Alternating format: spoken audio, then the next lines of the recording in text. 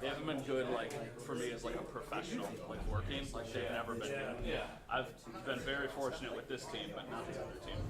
John, could you do mic check?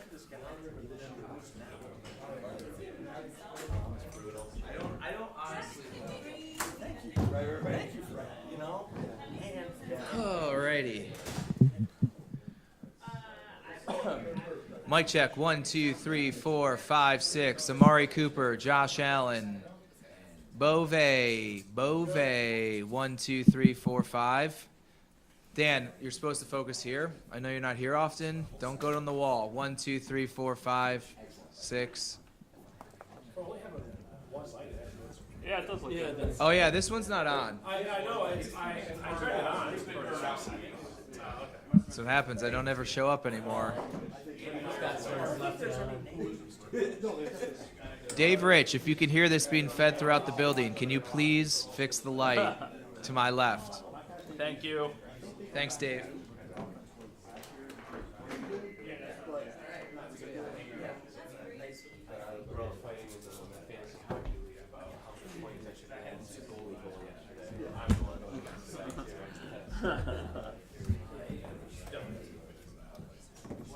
I said time.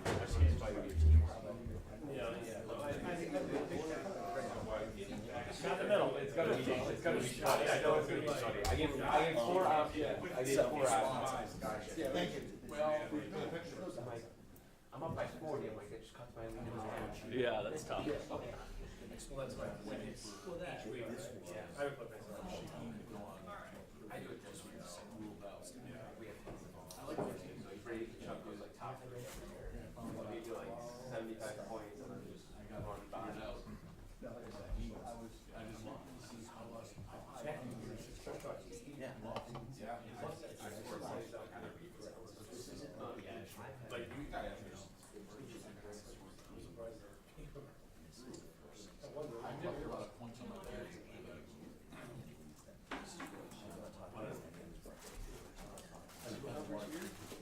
there's a chance. Right? How far behind is he? What's the count? And then the only time I've been probably both. I think why.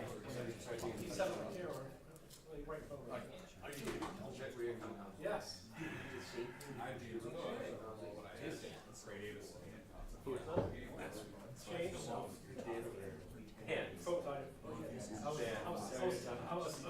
did the same thing to me last 2 weeks ago. Oh, 25. Which one I called him out on? He wouldn't catch it. Yeah, he was the Guaranteed bad mood. Oh, I was gonna say, automatic. Is Shane the one with tattoos? You're so right. Who's the dude with all the tattoos before? It might not be there anymore. He used to have like gauges, like all the tattoos. Buddy. I almost threw hands with that dude. Dude, we were at Harbor Center. We were at Harbor Center, and I had my tripod set up in one of the little like, handicap things to shoot like a hockey game. And I came back, I went to the bathroom, and everything was gone. And he was there. And I was like, what are you doing? And he was like, nobody was here, so I moved it. And I was like, well, I was here, so you're going to move it. And he was like, well, we're going to have to share it. And I'm like, no, we are not. I have no idea who you are. Put my stuff back right now. And then I heard him call the news desk at Channel 4, and he was talking to Troy Castro. And I heard him saying, like, yeah, this guy at Channel 7's like yelling at me, and I called Troy myself, and I was like, tell your photographer to put my stuff back right now.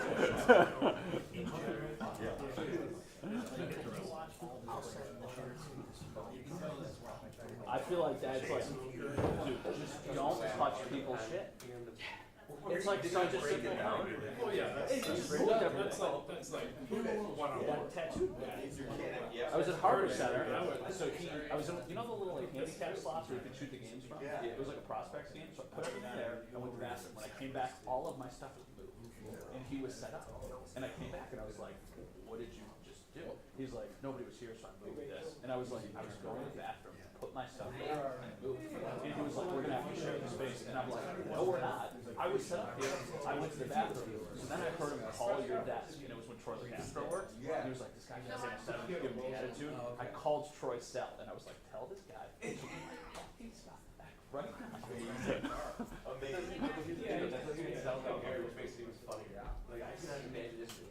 This was probably, That's still hilarious. this was probably the 70s. It was about a long time ago. Yeah, it's just he left for he was an angry. No, this guy was thinking about a little older. You're right. I know, you're 100% correct on who it was. So Godber had those earrings. Yeah, like earrings, tats everywhere. Yeah. Always cargo shorts. Yeah. Uniforms. Yes. You may want to look at different cargos. Tears. You've never seen me again. It's true. You'd be rich. Yeah, he's not there. He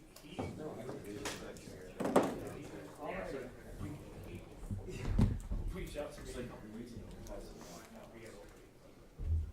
I don't think he's doing. Yeah, I don't think he's doing. I don't think. And I was like, no, back. Tell me, email me. Matt, no, Vince, he's Irish. Tell me, email me. Yeah, he did. Yeah. Of course, I would never do that. God, how long's Troy been gone for? Oh, I left him here. He was talking about years. It had to be. This legitimately had to be more than 5 years ago. Oh, yeah. Yeah. Troy left like 7 years. Trying to think if Troy left for pre or post pandemic. Oh. Was it post? Oregon to play with 10 players on. I talked to him briefly at the They're Sabres. thinking about, are they gonna do He anything and about this? Jen were walking in as I was walking in. Reset your clock. So after Troy, Oregon absolute pulled character. the 12 players. Oh, He always They're all right. What? fun athletic. Troy and I grew up a street away from each So other. they put We've known each other our entire life. Ohio State ran play, burned time off, they just didn't put time back on the clock and gave them 5 yards. Because they were like close to the field. No, I can zoom into here with the digital zoom, but it looks substantially better to shoot it kind of wide and then just in post crop it, because then it keeps the quality pretty good. So I kind of have to shoot it wide, which is shitty, but we're not streaming it, so it's not like I'm like, oh, yeah, Say, yeah. this is the scenario. You do 3 steps. First 3, maybe you do the second. You have to throw it away. So they have these, but they also have their like normal MMJ cameras. This is literally good for press Even conference. then, I'd be like, I don't know, you gotta go 5 yards and get back. But it's perfect for me. It's what I bring in the road. It's like today, down starts at 2. I was like, don't rush. Like, just up, shoot. It's not the end of the world. Yeah. But it ultimately. But the stance. It's also on the coaching staff. Dang on them. Yeah, it looks real good. It looks real good.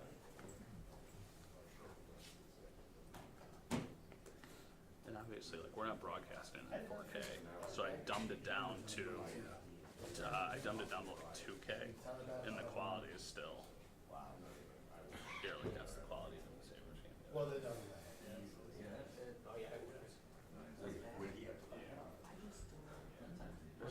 There's the Josh presser after like Houston.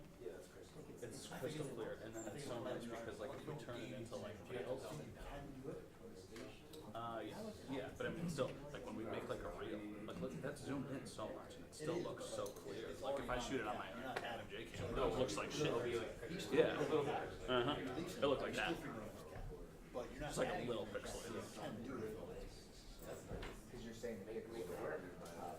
Yeah. No. Work smarter now. Yes, you're gonna sign somebody. That extra money. Hell yeah. Hell yeah. I remember when I'm like, dude, I'm not walking a quarter mile with all this gear. There's no one that walks. Dude, it's such an old time mentality. There's a picture of me. There's a picture of me from like 10 years ago somewhere of me like carrying all the gear into the game, and it's like, it's the worst. You remember the old parking lot too? Remember the trailer? Yes. I'm not here for the trailer. So like they brought this guy. Could have been like 61 years. 26 minutes like 26 going on like 7.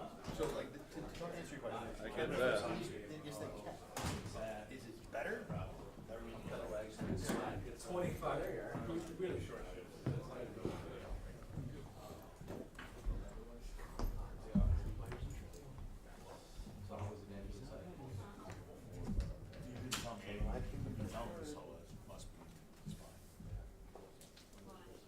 Oh, he would have told me.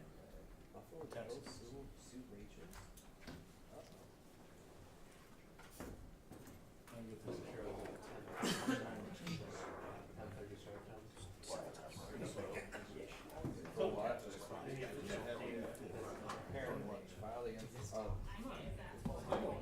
Look at all this gear I used to make. Tripod, camera, backpack on front, TVU, backpack on back, knee pads.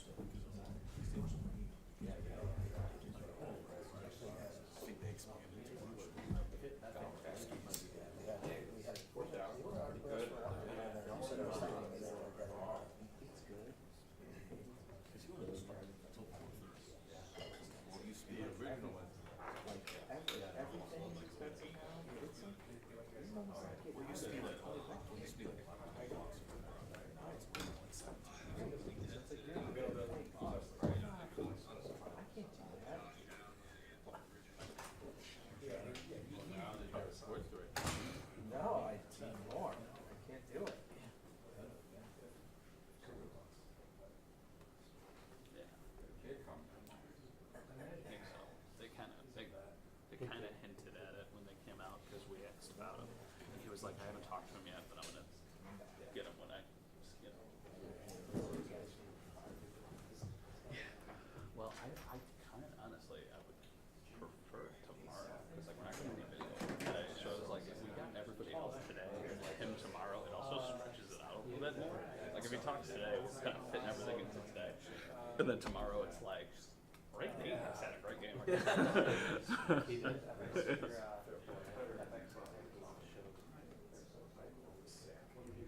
Never pay run. Ever.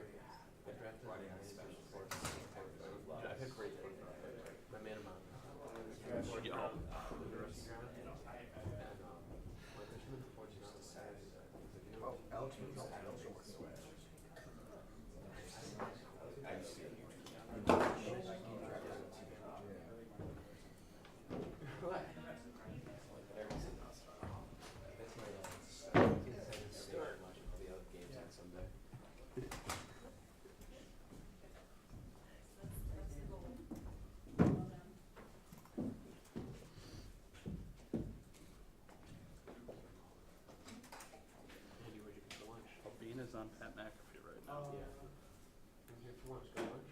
Yeah, just some veggies and salad. Healthy. Health kick. Something like that.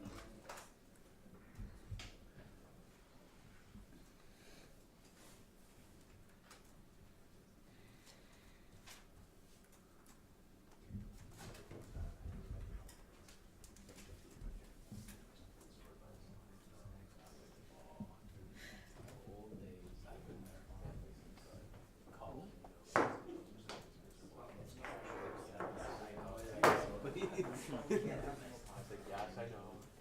Tabby's like, Yeah. I'm just glad. You're for sure. Could have been a lot worse. Oh, there was a photo, like, Loving the sun. Large fry still free. Like, still. Signing up to. We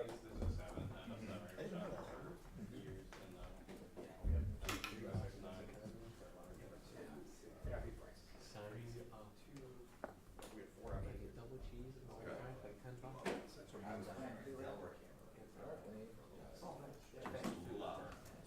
It's like Louis. Yeah, high school. Yeah. No, it's same area. Same area. 50 people sitting here waiting for it. I would want to do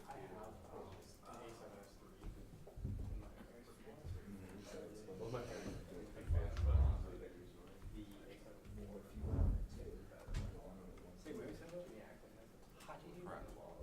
when I was there for like 1 year, and then they disbanded. Now they're good. Yeah, they're sick. So the coach, is it still Dave Young? I'm not sure. Sure it is. His daughter was in my class. They got good at the end. Or like last Yeah. Say Joe. Well, I thought Joe's one, and then they did like Nichols is really good. But they don't even play in the video. They're like, Let them pick teams against them. What do you do? Yeah. So the top teams they play teams. Yeah. Maybe like scrimmages against like ninjas and shit. But they play like lots of stuff. Yeah. What are they? Yeah. They're in one of those. Yeah. And then they already had a varsity team as the team that plays against. Like they have a team up. Mary's has unbelievable lives. Oh yeah. Those are It's the color. It's the color. So they still have the navy and powder blue. I think they do. I think they have white with the powder blue stripe. It's like the Canadians, but like all white with the powder blue in the middle. Yeah. I think maybe it's And then they've got a navy one with the blue. All of our jerseys. Like our baseball jerseys are the same. Our volleyball jerseys are bland. They're still nice. Our basketball. Cool seeing the great clubs starting to come in. How crisp these are. Yeah, they like fun. Like, right after right after. I do love. I would have to play those if this basketball.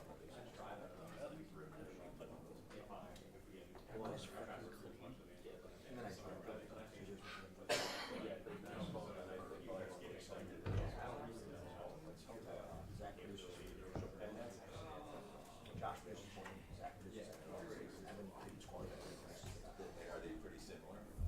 Yeah, just like the menus, like the menu and this stuff is the exact same as the FX.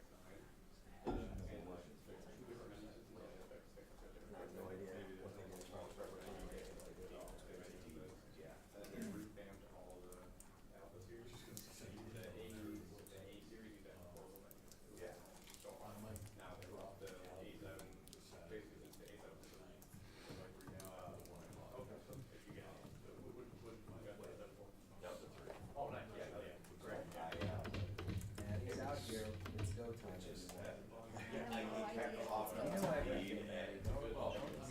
I love the cheese fry. So production is like I mean, some of the most gorgeous things. That's what sold it for me. Because they had the 7 too. And so my friend once he kept stocking off like $100.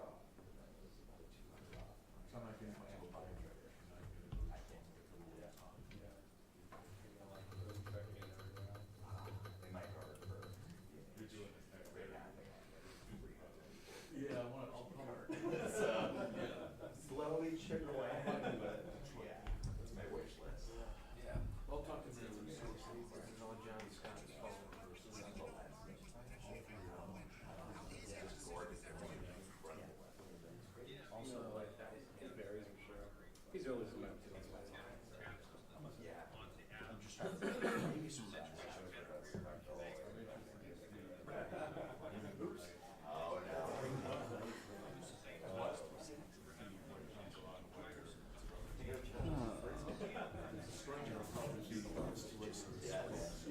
Week from.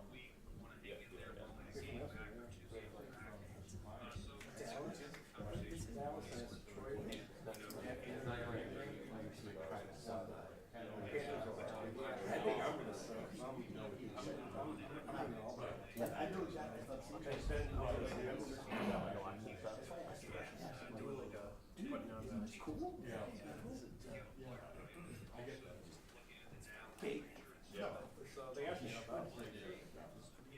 Funny the like similarities last time the Bills were in Seattle a week ago was the day before the 2016 election, and this year it's the week before.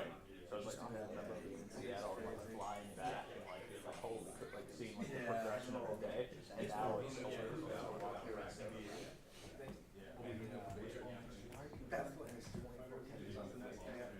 was it really? 2016. Oh, I didn't know that. I remember the fire. This is not a good sign. Like a black cloud. That fire was crazy. That fire was well, 16, yeah. Because I remember I had It's the fans.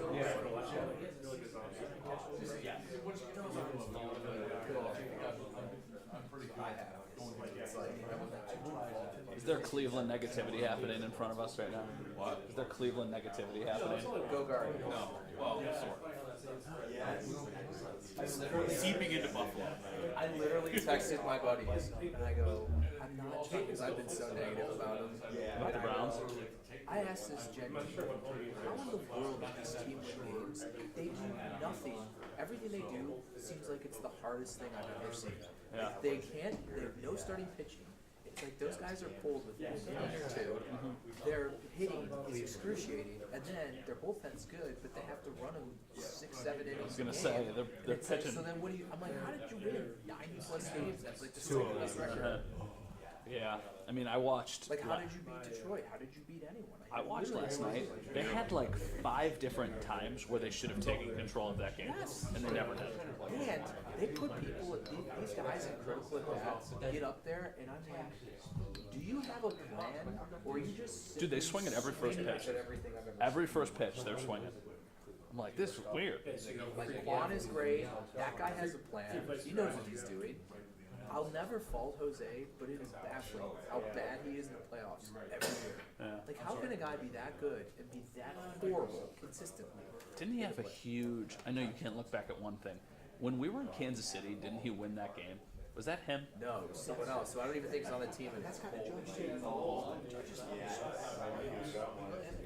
his first home run. Yeah.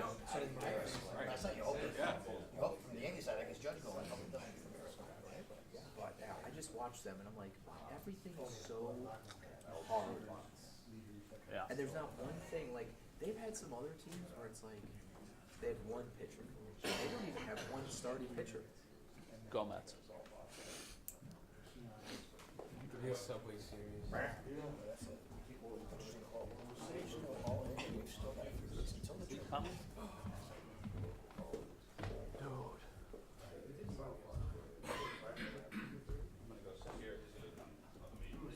Absolutely. It's like going to the bathroom, you're waiting for your food at a restaurant.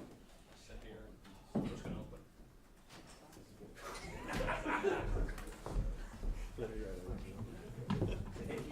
You're welcome. Not all heroes wear capes.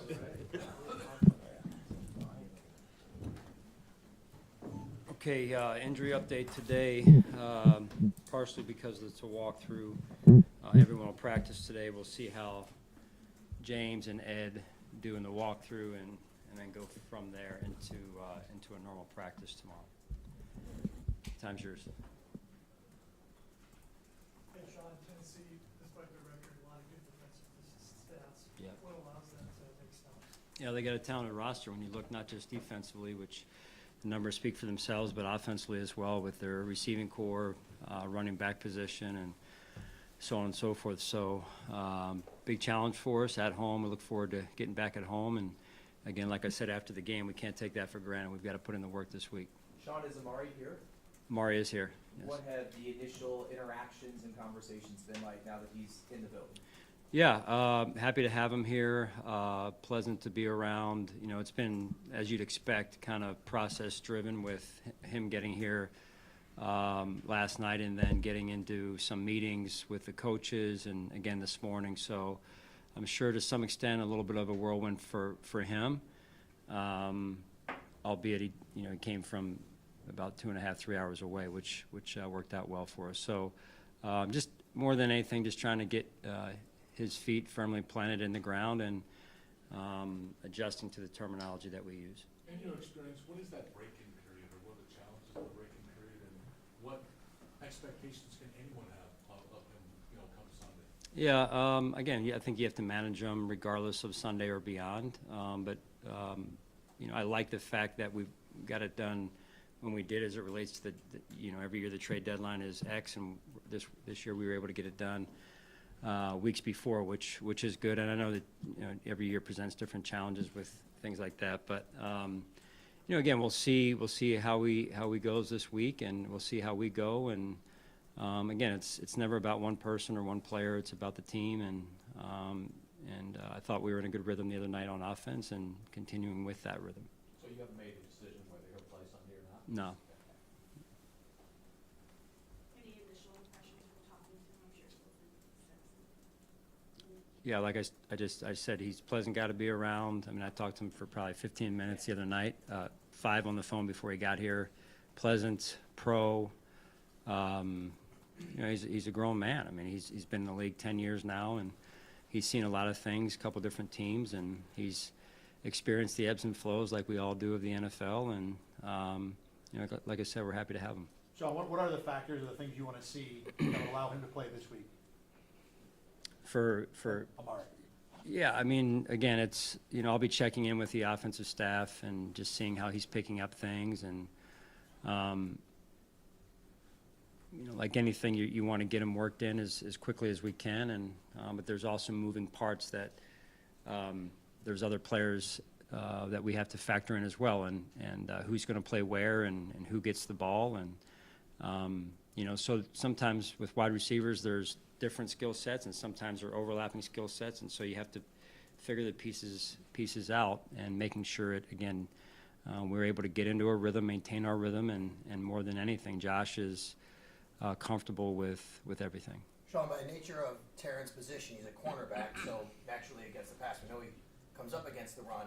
How big was it, and is it Terrance's IQ of the run game and run fits that can help everything up front? It seemed like even when he wasn't making a tackle, he was spilling something to someone else on Monday night. Yeah, he's a valuable player, and it was good to have him back in the lineup. And he's seen a lot of football, similar to Amari in the sense of what I was talking about with Amari's experience. Terrance has seen a lot of football, and so what it's like in there, what it's like to fit in the box, inside the core guard tackle box, what it's like to fit outside the tight end area, and so he's just seen a lot of football, knows how we play defensively and systematically, and works well because he has that experience with TB and Dorian. John, this Titans defensive line, would you consider this maybe one of the best units in the league? Probably the biggest for sure. I mean, they're massive up front, and very good, very good. Went against a similar defensive line last week in terms of how good they were. Built a little differently than this defensive line. So this defensive line is, again, very talented. They've got the #1 defense in the league for a reason. Usually when you have that and a good defense, as you've heard me say time and time again, it starts up front. Defensive line, you talked last night a little bit about AJ flashing last week. Across the board, edges and interior players, do you feel like you've got consistent play there and have met your expectations for that group as a whole?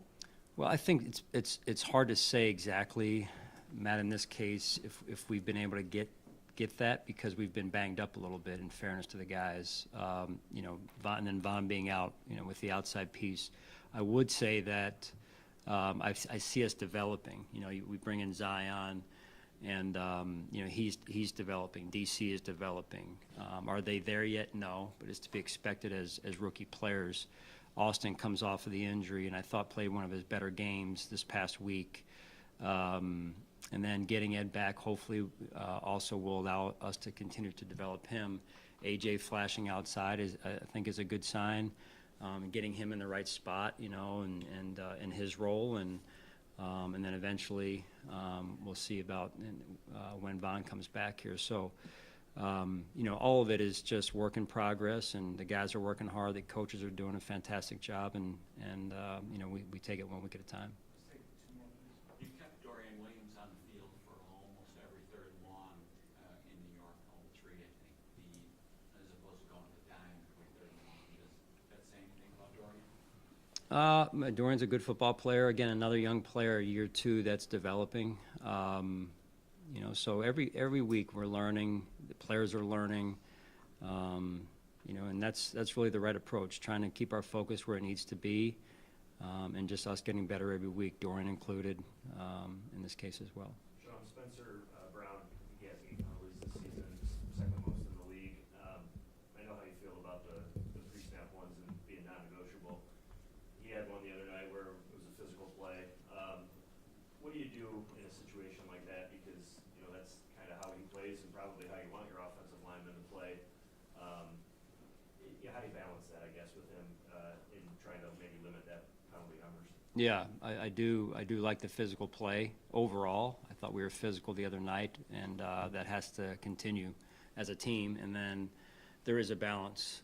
You never want to beat yourself, and that's what it really boils down to is you've got to make sure that you put the team first and are able to control your mindset in those situations to not hurt your team. And so that is something overall as a team, not just Spencer, but as a team that we have to get corrected, because it's hard enough to win as it is, let alone when you're making it really hard on yourself with penalties.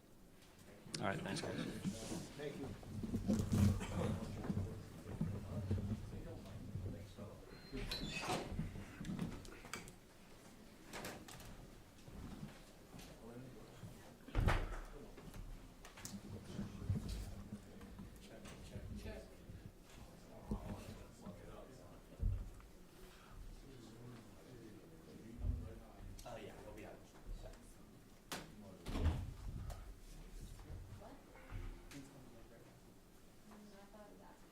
No, they moved it. Yes.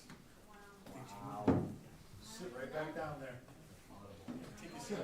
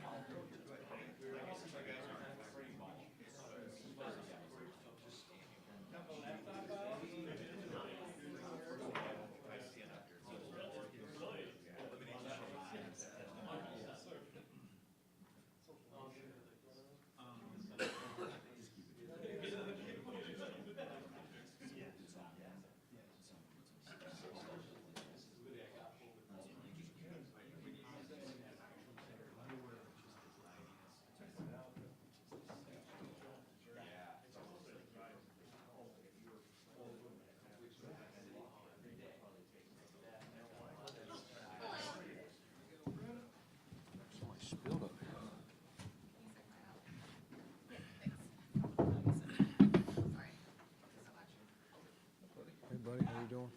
Good. What's up, Matt? Good, you? Tim? Don't mind me. There's only one per person. You can't have two. I know. Somebody drooled. Hey, Brandon, did the Jets making their move speed up your process on acquiring Cooper? No, I mean, not really, I guess. By the time their move was announced, we had honed in on Amari, kind of knew. I was monitoring that one, checking around, and I would say by Monday afternoon, felt there was a fairly decent chance that we could do this with Cleveland. They had played their game Sunday, had a conversation with them Sunday evening, and a couple more on Monday, maybe even a couple hours before the game. And so I just ultimately, when you're that close to the game, you're kind of focused on that, like, hey, let us get through, let us see where we are health-wise, and I'll call you tomorrow. So we were not to the finish line. I would say we were really close by the time that was announced. We kind of had moved on. My last conversation was Monday morning, kind of monitoring the Devontae situation, and at that point, kind of moved our chips into trying to acquire Amari. What traits do you see on the field in Amari that you like and you think will make a fit here? Yeah, I mean, obviously, he's a well-respected guy for his, what he's done in the league. As long as he's been part of the pre-draft process when I was in Carolina, I got to spend some time with him, and he's very football smart. He's a quiet. He's probably not going to be a long interview for you guys when you get to talk to him, but he loves ball, and he's very, very smart. Outside perimeter receiver, not that he can't play inside, but very good route runner, smooth. He can stretch the field vertically. I think he was high 4.3s when he came out. You still see that. He's had a high average per catch, his career. He had a 200-something yard game late in the season with Flacco last year. I think 4 of his last 5 years, he's on the backside of his career, but 4 of his last 5, I think he went for over 1,100. And slower start this year, but hopefully, it's going to take him some time. You don't just walk in and just plop him in and say, go. He's got to get up to speed. Our calls, our checks, where he's, alignments for each play. So it'll take a little time. I think we need to be fair to him from that standpoint. He played mostly X with Cleveland. Yeah. Which made obviously sense given everything they had. Do you see him flanker?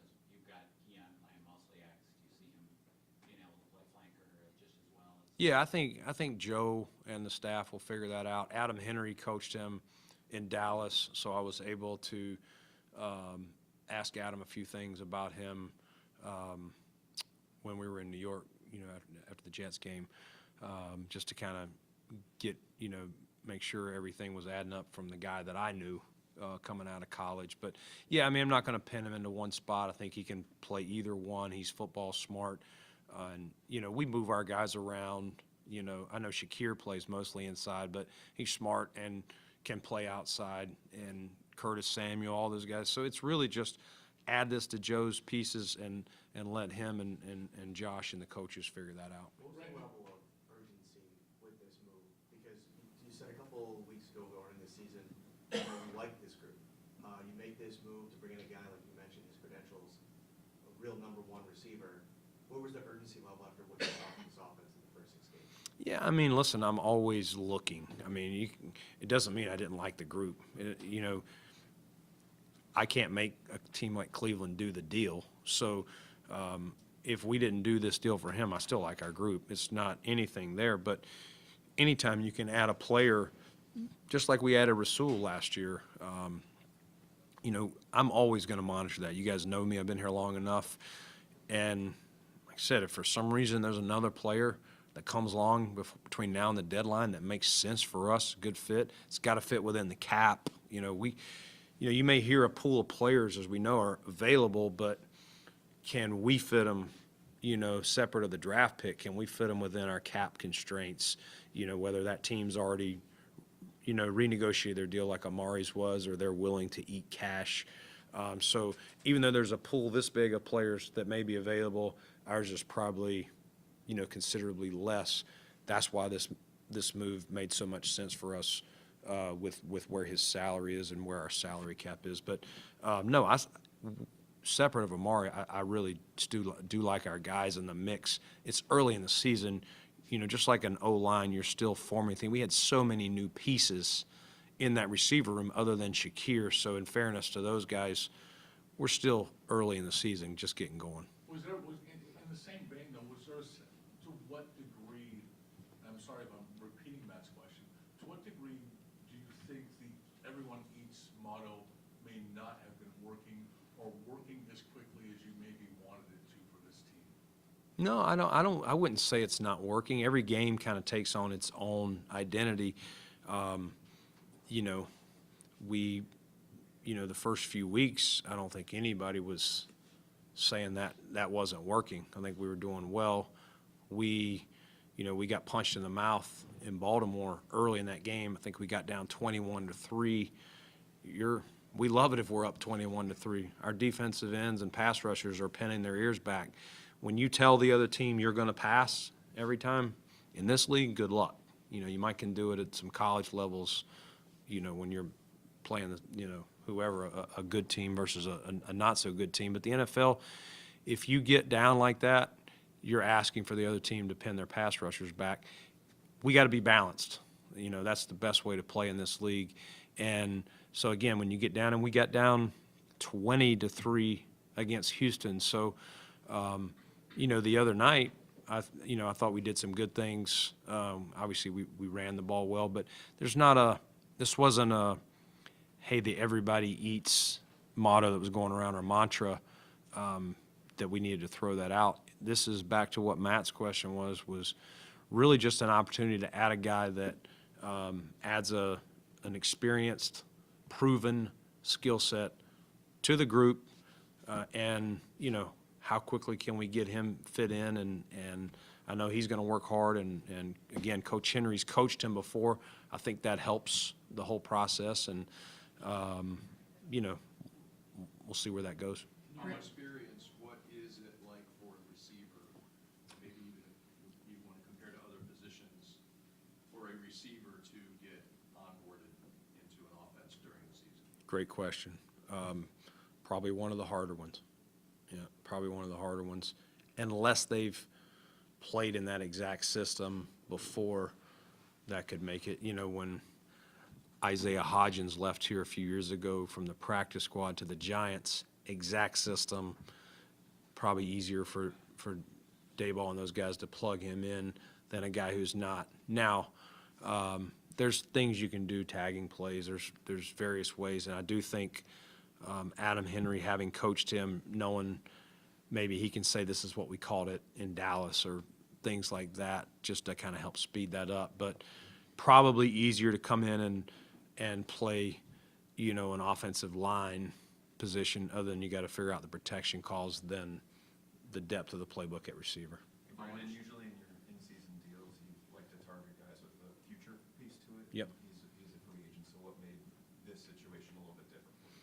Yeah, well, as I was saying a minute ago, Joe, our pool's probably not as big where our cap is to be able to say we can go get, if there's, in this case, if there's 5 receivers that are going to be on the market, that we can make them all work within our deal. But it also doesn't mean there's no rule that we can't sign him back as well. So we'll just, play it out this year, see how it fits on both sides. And there's also the potential to get a comp pick off of it as well. So if we choose not to, or he wants to go sign somewhere else at the end, we could potentially play the comp game with him and get some of that back in the future drafts. So that's another way to look at it. He's not going to be a cap casualty, which someone else could have been.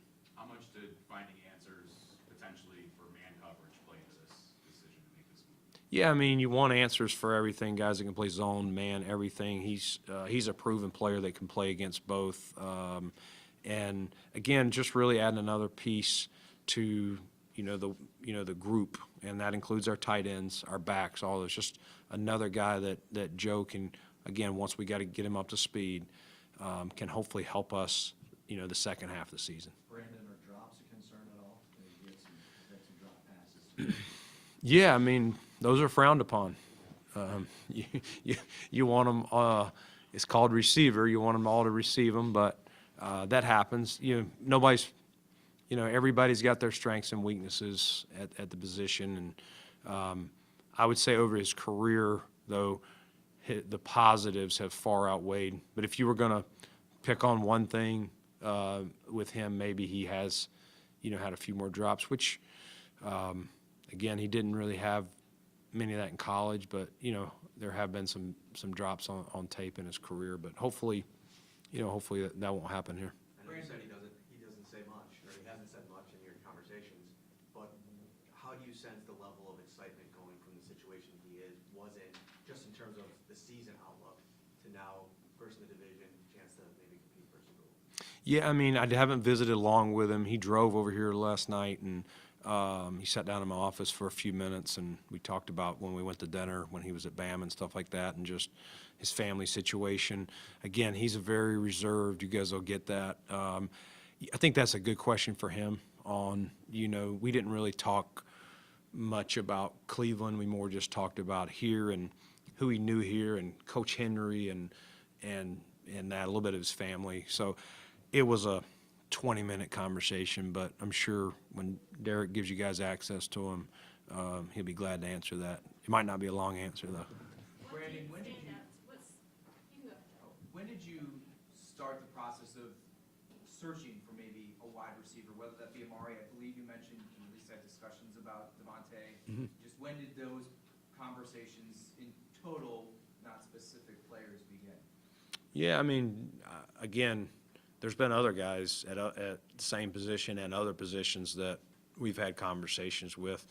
They generally happen at different times for different teams, or that player, maybe, there's guys 3 weeks into the season that maybe it's a player that signed somewhere, got beat out, or got drafted over, and the agents talk to the club and they're like, all right, we're willing to move him. We feel confident there. So I spoke to a club yesterday that told me 3 players on their team would be available if we had an interest between now and the next month, whether it's injury or whatever. So we're constantly having those. We didn't have a meeting and say, hey, it's September the 29th, we need receiver help. It's, these conversations kind of come and go, and they all kind of have in their own little silo, I would say. On that note, if you go back, Brandon, to when you traded Stephon, and then you go through free agency and you draft Keon, if you could kind of give us a big picture of how you formulate your team. Is this something you think about, hey, this could happen at some point? You got to monitor around the league, you're always looking, or is it something that just kind of happens because you see it and you pivot more suddenly, if that makes sense to you, you know what I mean? Yeah, I mean, we track guys like it's our pro scouts do a great job of knowing their team. As I think I've told you before, we assign our pro scouts. They're the GM of a certain number of teams. They divide them up. They're, if whoever has the Jets, they're following every single thing that they're doing, and whoever has Tennessee this week, and they're going and advancing their game last week to help us. All the things they need to look for, signals when they come out of the huddle, who's injured, who's going to be on their 48-man act. Like, we're tracking everything. So they're also tracking guys that as they're reading or they're following, hey, this guy's not getting playing time. This guy seems to be like the coaches are down on him. Or there's various rumblings going on that he may be available. So those guys do a great job of bringing their names to the forefront for me, and sometimes they'll even walk in and say, hey, you may want to watch this guy. I'm hearing, or his agent called, and it kind of backs up what I've been reading, and I know you mentioned we need position X. So we're constantly tracking that, keeping a list of guys that what we say are potentially trade options. Now, again, it's got to fit within our cap, and as the team, do we think they're being reasonable with the draft pick compensation that they're asking for? You mentioned it a couple times. What stood out, remembering back to when you met with him before the draft? Yeah. What stands out about that meeting? What do you still remember from having that with him? Yeah, we went to dinner the night before, so I went with Ricky Prohl, who was our receiver coach, and we went to dinner, and Ricky and I got back in the truck, and we were like, man, he didn't like us. It was just but that's just who he is. He's just very quiet, very reserved. The restaurant was a little bit loud. And the next day, though, we pulled into Alabama's football offices, and there was a little gate. And sometimes you get here and you show up to work them out or not, and the kids aren't there yet. They didn't tell you the right place to go on these big college campuses. Well, we pull right where he told us, and he waited right over there. He had something to open the gate for us, told us right where to park.